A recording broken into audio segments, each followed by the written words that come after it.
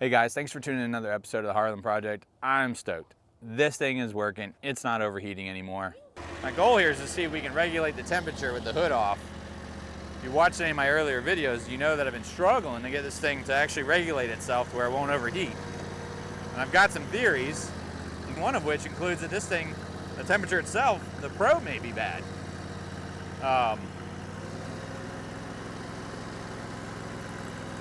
Because what I'm getting with, see how that sticks? That's just drives me crazy.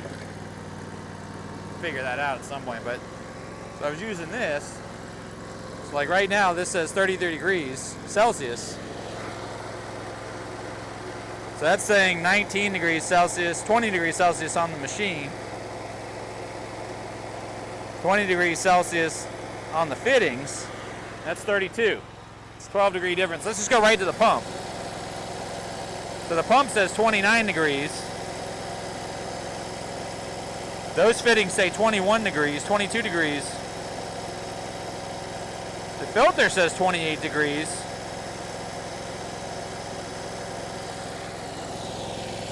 Actually, I can get to the probe through the front here because I got the hood off. Cover my mouth because I'm hoping somehow you'll hear me. So I'm shooting the probe right now. And the probe says 21 degrees. I don't understand that. You can comment below if you know what's going on, but this says 33 degrees right now. Everywhere else I'm getting is a 10-degree difference, except for on the pump itself, it says 29 degrees. That's Celsius, so we're still got a 4-degree delta there. I'm just not so sure the probe itself isn't giving me a bad reading, or the gauge itself isn't giving me a bad reading, but either way, if I can get this thing to operate below 60 degrees, 55 degrees, consistently without the hood, then I just cut the hole in my hood, I make it better, or make it bigger, put some expanded steel, something like that in there, this thing can breathe, and then I'm good to go, and I don't care that the gauge is off. But right now, if the gauge is right, I don't have confidence that the machine isn't overheating. I just don't know. Feel free to rip me on my operating skills here. I am no operator, I won't claim to be. This is, like I said, this is just really to see if I can get this machine to stop overheating. So I got to put a little load on it. I'm trying to be somewhat productive because what you're seeing there that I'm digging out, or at least I'm cutting, is a former donut hole where my kids were riding their four-wheelers. So we're just going to backfill that a little bit, and probably just need some more dirt, but that's all I'm doing here.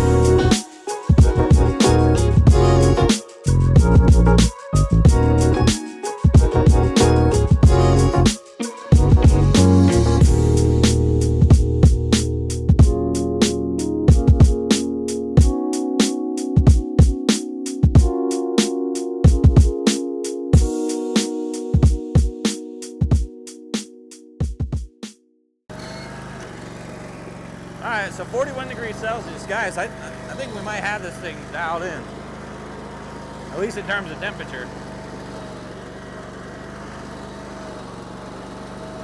Nothing looks too pretty here. And that's certainly part of the machine, that's certainly part of the operator.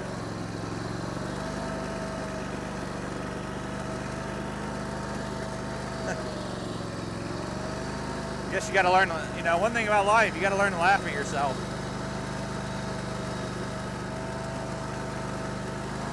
I guess if you're willing to put videos of yourself doing work on the old interwebs, you're asking for it, so still be kind, it's Christmas.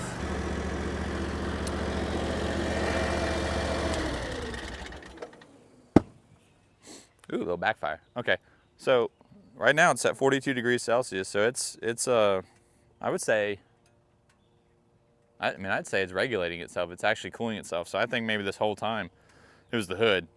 You know, maybe it's one of those things in hindsight that I shouldn't have fooled with the muffler jacket and the exhaust tip. That was the right thing to do. It needs the carbon buildup just needs to be exiting the side here. But maybe I didn't have to do the secondary fan either. So whatever, not gonna take it out now. They're certainly not gonna hurt. I mean, I do wanna run this with a hood. So whatever I come back with, I'll just cut a bigger opening and I'll probably put some expanded steel. There is another design flaw in this one. You can see here where the exhaust tip is coming out. So every time that this lifts up, you know, okay, it's not too hot, but this cylinder actually passes by this exhaust, and at least once or twice, just by chance where I decided to stop, I left the cylinder right in front of that exhaust while the machine was running. So that's something now I need to be mindful of because, well, that's like putting the cylinder in an oven, right? And that's not going to help with the cooling either. So, but right now I'm super stoked, guys. This is, I mean, as stoked as I can be. I mean, I joked about it on the video. You got a brand new machine. It should work once right. Wait, it should work right. It should work right at least once, okay? And it hadn't done that yet. And I think the whole time it was really just due to the hood. So we got that working right. I'm happy about that. I put more gas in it today, and without that screen in it, again, you got to watch some of these other videos if you haven't. Without the screen in it, it took gas pretty quickly. The controls, I got the control knobs a little closer. That was way easier. Well, they're sticking. The sticks, they're sticking. So I don't know if that's going to work itself out. Probably not. See how that bucket just dove down like that? That wasn't even me. I wasn't even hitting the control. It was just falling on its own. Inside of those where the tolerances just aren't right and it's catching up inside. I don't know. Comment below if you know. Might be one of those things at some point I just find myself replacing. I did just remember what the other thing was that I was trying to fix.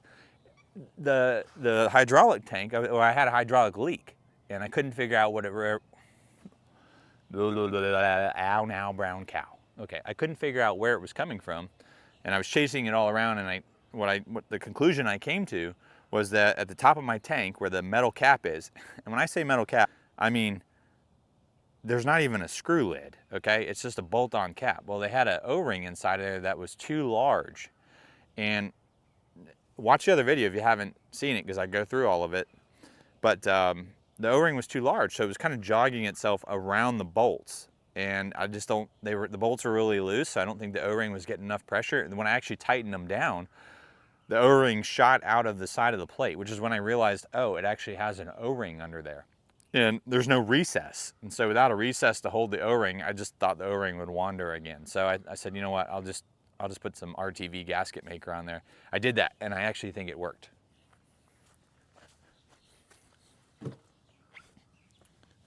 And yeah, I mean, dry as a bone. So that's victory number 2. And actually, you know, that one actually needed to get fixed. No way around it. It had to get fixed. I was leaking fluid. That was a factory design flaw.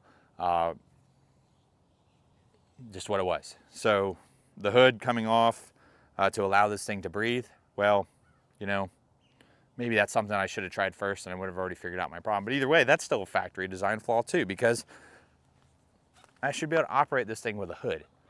Hey guys, thanks for tuning into another episode of the Harlan Project. I'm stoked because we got the overheating issue figured out. This thing was working just fine.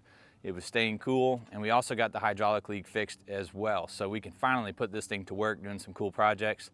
So comment below, tell me what you want to see. You know the drill. Like and subscribe, and we'll see you on the next one. Bye. Hold on. Lights, I can't see in the fog. Whoa. Turn the key off. Engine off. Okay, turn the key on. Engine on. Oh, weeds. Light on. Okay.